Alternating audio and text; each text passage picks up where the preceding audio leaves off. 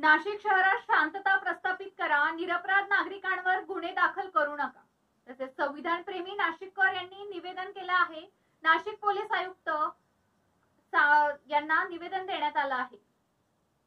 16 April 2025 रोजी काठेगल्ली येथे बेकायदेशीररित्या जमाव करून गुन्हा करणाऱ्या खरा सूत्रधार व गुन्हेगारांवर कार्यवाही करणे तसेच निरपराध नागरिकांच्या विरोधात कार्यवाही न करणे याबाबत निवेदन देण्यात आलंय.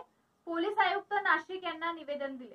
दिनांक 16 एप्रिल रोजी सातपीर दर्गा काठेगल्ली या ठिकाणी महानगरपालिकेच्या कार्यवाही दरम्यान पोलीस अधिकारी व कर्मचाऱ्यांवर काही समाजकंटकांनी हेतुपुरस्सरपणे बेकायदेशीर जमाव करून मध्यरात्री नियोजितपणे वीज पुरवठा खंडित करून पोलीस बांधवांवर जाणीवपूर्वक ठरवून हल्ला केलाय. या घटनेचा व धार्मिक तेढ निर्माण करण्याचा प्रयत्न केला आहे.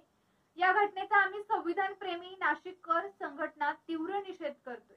सदर सातपीर दर्ग्याबाबत न्यायालयीन बाब प्रलंबित असताना वक्फ न्याय प्राधिकरणाचा स्टेटसच्या आधारे हा आदेश असताना गेल्या काही दिवसांपासून समाज माध्यमांवर धार्मिक तेढ निर्माण होणाऱ्या दृष्टिकोनातनं तसेच कायदा हातात घेऊन सदर सातपीर दर्गा हटवण्याचं सततचे बेकायदेशीर प्रयत्न करून महापालिकेला पत्र व्यवहार करून तसेच महापालिकेच्या अधिकाऱ्यांवर राजकीय तंत्राचा वापर करून सातपीर दर्गा पाडणेकामी सातत्याने प्रयत्न करण्यात आले होते.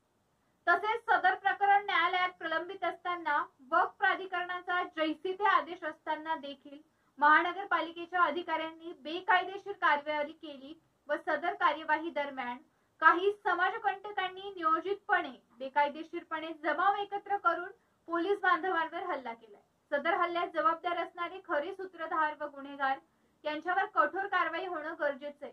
तसेच सदर कार्यवाही होत असताना परिसरातील निरपराध नागरिकांवर कोणत्याही स्वरूपाची अन्यायकारक कारवाई करण्यात येऊ नये.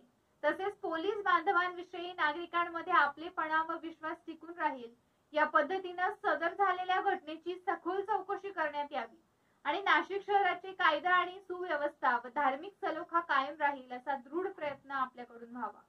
प्रमुख मागण्या: सदर गुन्ह्यास जबाबदार असलेले खरे सूत्रधार व गुन्हेगार यांच्यावर कठोर कारवाई व्हावी.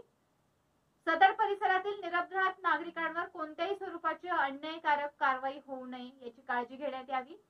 सदर घटनेत समाज माध्यमांवर व सामाजिक आणि धार्मिक तेढ निर्माण करणारे संदेश आणि पोस्ट टाकणाऱ्या समाजकंटकांवर गुन्हे दाखल करण्यात यावे.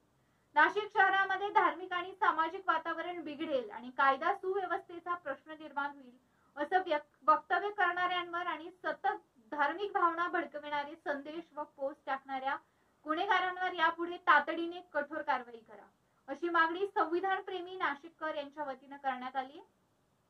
माननीय पोलीस आयुक्त संदीप कर्णिक यांनी गुन्हे दाखल करताना योग्य पद्धतीने चौकशी केली जाईल. निरपराध नागरिकांवर गुन्हे दाखल होणार नाही याची काळजी घेतली जाणार आहे.